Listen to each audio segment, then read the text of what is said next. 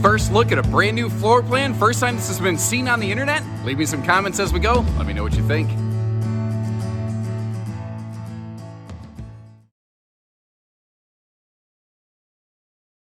Hey everybody, welcome to Bish's RV. My name is Josh the RV Nerd here with the new 19 MRK sneak preview footage of their first prototype of this. That being said, for a prototype, it is looking pretty darn good, and I don't have a whole lot to even nitpick on this myself. I've got a couple points of concern. I'm going to try to be as fair with you as I can, show you where it soars, maybe where it falls short, and I would like to hear the same from you. Let me know what you like and dislike. Now, this might look like a very familiar floor plan. There are things like this out there now from Imagine, Ember, Transcend, Heritage Glen, Surveyor, all kinds of brands are making a layout like this, and they're all going to do things a little bit differently than one another. They each have a couple ups and a couple downs. Now with the Jayco, I mean, first and foremost, nobody beats their warranty. They've got a 2+3 year warranty.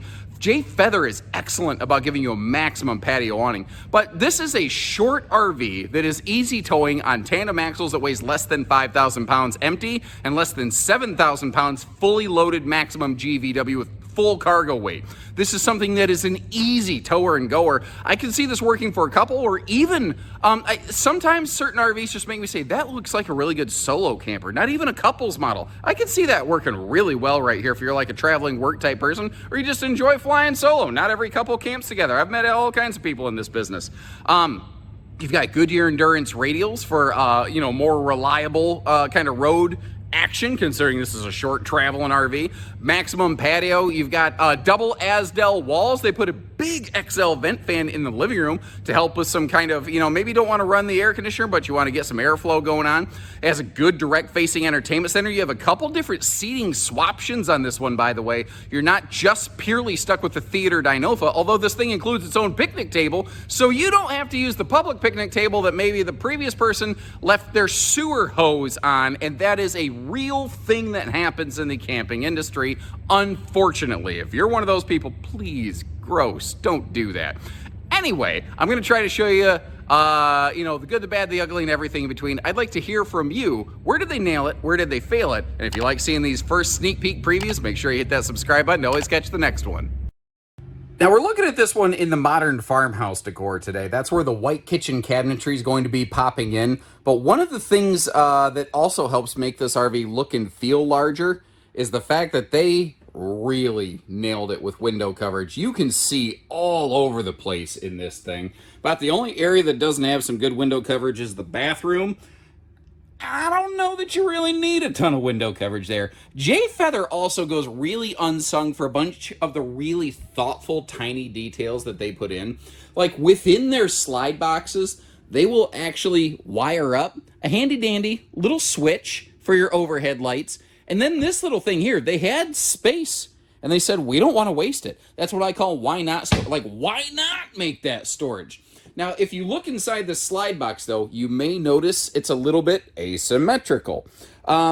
There's a part of me that almost kind of wishes the sofa was on the other side of that stand, but I think it might be that way so that when the Murphy bed's down, you can still recline in the sofa. And from the sofa, TV viewing's still nice and easy. But part of the reason it is like this is because you can option, I believe, a U-dinette in here. And U-dinettes, people don't realize, not all seating fixtures are the same size. U-dinettes are wider, so they made this a wider-sized slide in case you wanted a dinette. But as we're seeing it today, it is in the double Dinofa kind of arrangement.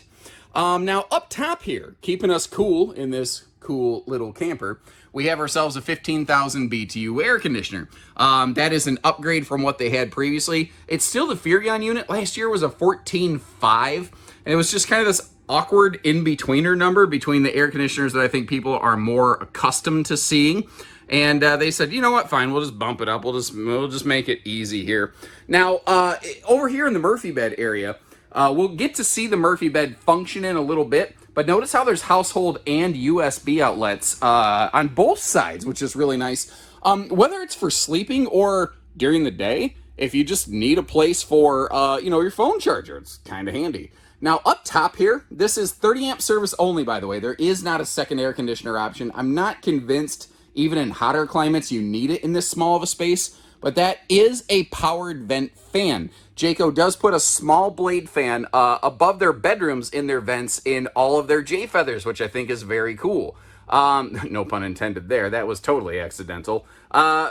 What's neat about that, if you wanted to upgrade it to the larger fan, you definitely could. Now, they offer a different decor called Vintage, and it'll have more of like a washed gray kind of look to it. And from the theater seat over here, this is your point of view. Start counting them up. 1, 2, 3, and then a giant 4th window over here on the campsite, giving us some awesome views of your site. And if I get you all the way back in here, this is one of the only kind of, sort of areas that I feel in the RV, and it's only for the dumbest, pickiest of reason. This is going to be an awesome little appliance corner. They leave you the pop-up power tower over there. There are not outlets overhead like a lot of manufacturers put them, because there's the pop-up power tower. If I'm being ultra picky, that corner just feels a little dark. My biggest complaint with this kitchen is that I just kind of wish there was a light over there. You know, that's it. That's about the worst that I can come up with on this thing. Because in terms of total storage and countertop space, this thing is a monster. Again, there's plenty of manufacturers who've made versions of this. What I like, sometimes it's really beneficial when a manufacturer's not the first one to do it. Some manufacturers will do a level change up or down. Jayco went flat countertop prep height the entire way through, so you really have maximum counter space. And then there's the little details that I look for as an experienced RVer myself. A toe kick right in front of your primary prep spots in the kitchen where you're cooking, where you're washing dishes. You can really belly right up to that bar and not stress your lower back. Today we're looking at the 12-volt DC compressor fridge. There is a gas-electric two-way swaption, however.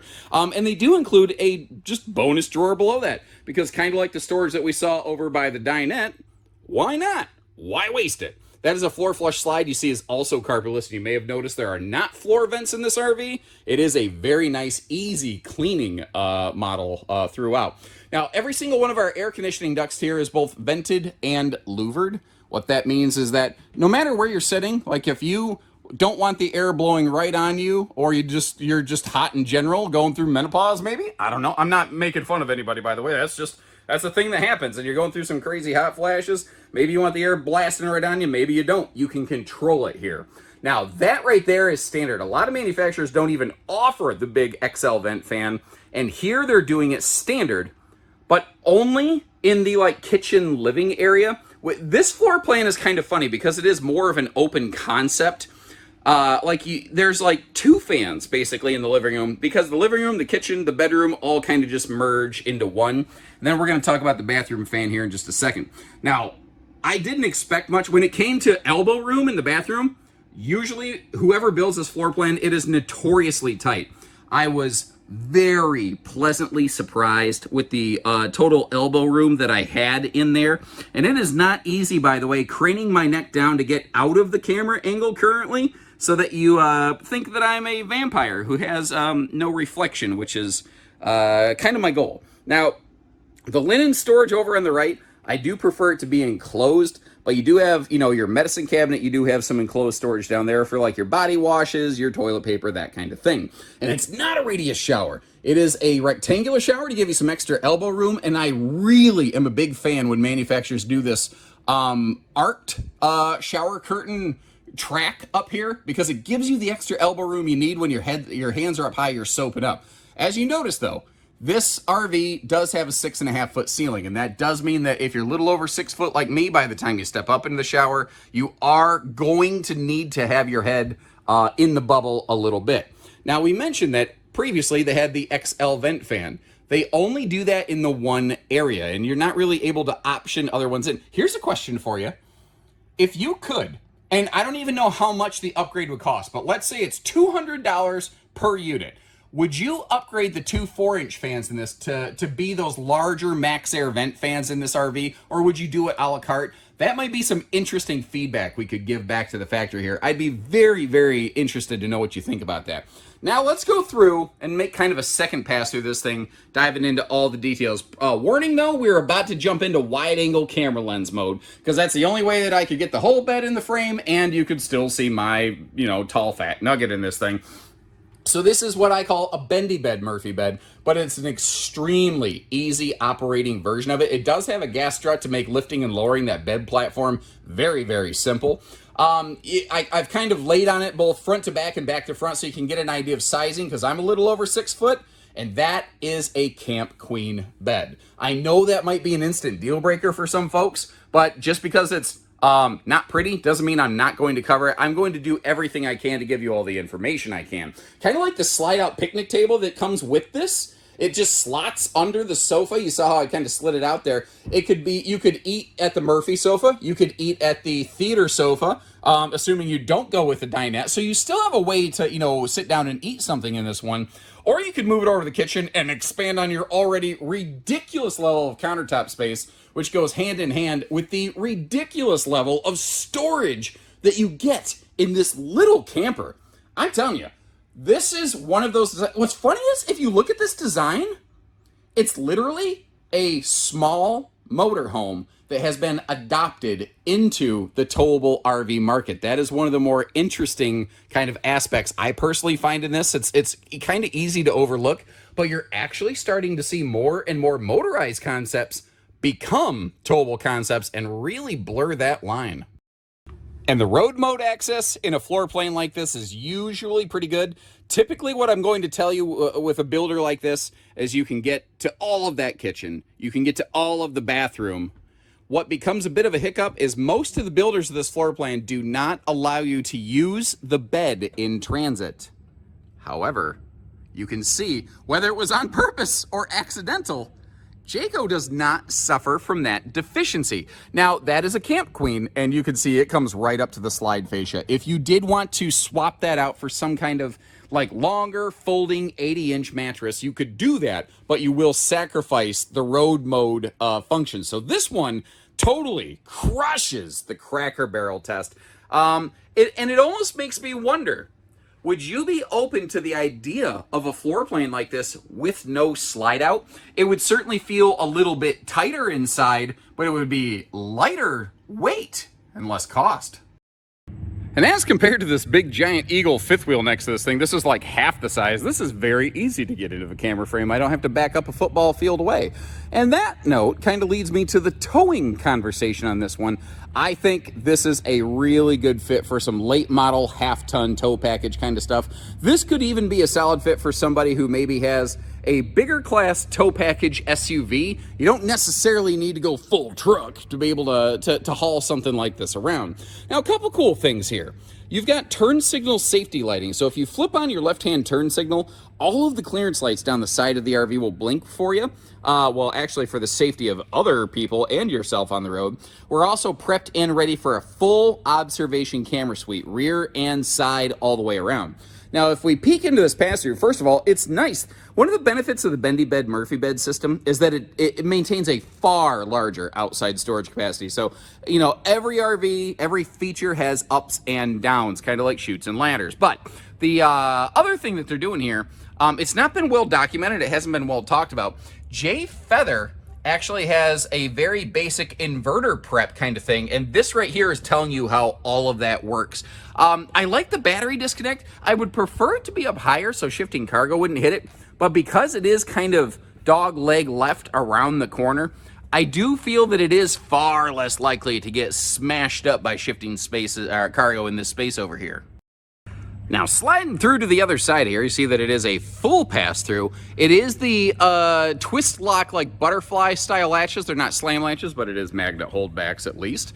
And as we back up here, one of the things Jay Feather's very good for is giving us a maximized patio awning space. And just to kind of drive the point home, I brought that little picnic table outside just so you could see, you could kind of just move it wherever you want. Now, I didn't intend for it to be quite that far away from the RV. That is maybe a little bit extreme. I'd prefer to have that under the awning myself. But again, the point is, it's free floating. Take it wherever you want. And if it's a little bit of a drizzly day and you're just getting cabin fever inside the RV, one of the cool things here is you have a 2-finger awning adjust system, where if you just pull down on that awning arm, it will tilt the awning enough to let some water run off. Now, if it's a windy, hard, rainy day, put the awning away, stay inside where it's dry, push the button, the way that I push my wife's buttons, maybe, and, you know, drop that off. Now, you can see right there the good tilt on that. What's really cool is it's like a self-correcting awning. If you leave it, you know, jihad and cranked and kitty wampus, all those being technical terms,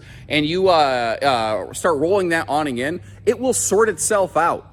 You don't have to worry about it like getting busted or anything. Now, this is like a class-leading kind of thing. Not only are these Goodyear radials, a lot of brands are doing Goodyear tires, and it's great that they're doing that. I like that more companies are getting better about road safety. Jayco is largely the reason they've started doing that, but Jay Feather is one of the very few in this size, class, price range, all that stuff that actually has tire pressure monitoring standard from the factory. You see the awning lighting down there. You see the pie high in the sky outside speakers that are, I tell you what, your neighbors are going to thank you, assuming they like your music. And if they, it kind of reminds me one time I played this one song on infinite repeat so long for a whole weekend. My neighbor liked it so much they threw a brick through the window just so they could hear the music louder. Some people, man, they just really get passionate about their music. Now, you saw that thing over there called the J port. That is a 2-inch receiver hitch built onto the side of the RV. In bunk models, standard, you'll get a griddle and the little, you know, extension mount for it. On a non-bunk model like this, that is still an available optional piece of equipment. Of course, you need the propane line to be able to run that thing. The underbelly of these is enclosed. It is forced air heated, but Jay Feather, unlike Big Brother Whitehawk, has not been tested, rated, and proven in sub-freezing temperatures. It might be capable, but to my knowledge, they've never attempted testing. So because they haven't made a promise, I'm not going to. What I can tell you is it's a solid extended season camper. And I'll say this, were you planning on camping when the snowflakes are flying? Because if the answer was no, of course not, then this is going to be fine. Because you got that larger 15,000 BTU air conditioner in there. You've got an all-white exterior skin shedding off a lot of that sunlight. You've also got now double Asdel walls that originally started with Jay Feather Micro, and then it made its way up through the entire family of Jay Feather RVs. And one of the cool things about Asdel, it's a little more noise dampening, so it'll keep the RV a little quieter. It also is a little bit better in terms of thermal resistance. So this is an 1.5 inch laminated wall. Usually that will force it to an R7. I have been told, I have never seen some kind of testing data for this, but I have been told that this RV will have the R value equivalent in an 1.5 inch wall of a 2-inch wall, which is an R9. Again, that's what I've been advised. I've never checked that personally. You've got the reverse travel lighting on here. You've also got the quick drop stabilizer jacks, which are just, it's like having strong arm stabilizer jacks built right onto your RV. Those things are fantastic. And these stabilizers are actually rated. If you have like, you know, like an 18-volt drill, scissor jacks, I didn't realize this until recently. You're not supposed to use a drill on those. These you can. So that's very cool. You see how we have a roof ladder. Kudos to Jake. I couldn't decide if I want to say congratulations or kudos, and what came out of my mouth was some sort of idiot gibberish that I've become, that's very much on brand for me, I feel. But I wanted to give you a look up here at the roof. This one today is outfitted with one of their available solar packages. That looks to be the 200 package with a single solar panel.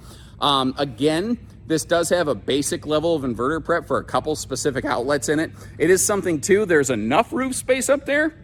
If you wanted to wire up a few more panels or ask us to do it, I'm sure we could make all that happen. Now, like I've said several times through the video, they are by no means the exclusive maker of this layout, and wouldn't you know it, I know this nerdy guy on the internet that has videos of like 4 or 5 different versions of floor plans like this from different manufacturers. And I would welcome you, take a look at those, check the links in the video description, watch a couple of the other videos, and let me know which one would, if your money was on the line, which one would you go with, and what was the deal maker, deal breaker factor for that or the other ones or whatever. I will leave you a link in the video description to check for pricing and availability, but chances are with this being a prototype model, it's not actively in production yet. We won't have anything on our website right away for you to check. That will resolve over time though. So if you're watching this 6 months from now, we should probably have something on our site with pricing. You are always welcome to contact our team and they can try to proactively work on some estimate figures for you as well. And when you're ready, we're ready. So if you appreciate how we get down here, we get it for you first. Hit that subscribe button, like our video, and until next time, take care, stay safe, have fun, and happy camping, everyone.